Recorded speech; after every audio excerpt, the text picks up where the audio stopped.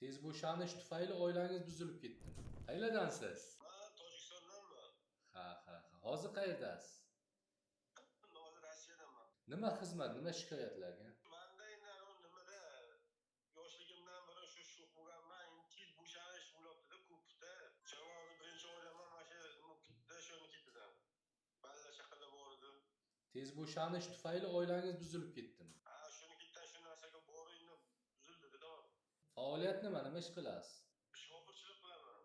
Yuk tashiyman. Pastyanni mashinada yurasiz. Necha soat mashinada yurasiz? Har xil. Enagida 2 sutka ham yuraman. Enagida sutka ham hozir endi kamroqda endi.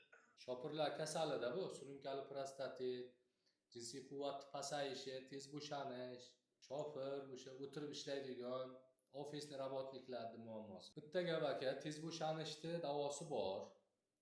Bemalol davolasa bo'ladi. Buni bitta mutaxassis davolamaydi, birgalikda bir nechta mutaxassis maslahat qilib davolashimiz kerak, ozroq vaqt kerak. Hali siz bilan birinchi etapda o'sha asoratlarni ozroq davolab olsak, keyin kuch-quvvatni oshirish, jinsiy quvvatni oshirish ustida ishlaymiz. Undan keyin aloqa davomiylik ustida ishlaymiz.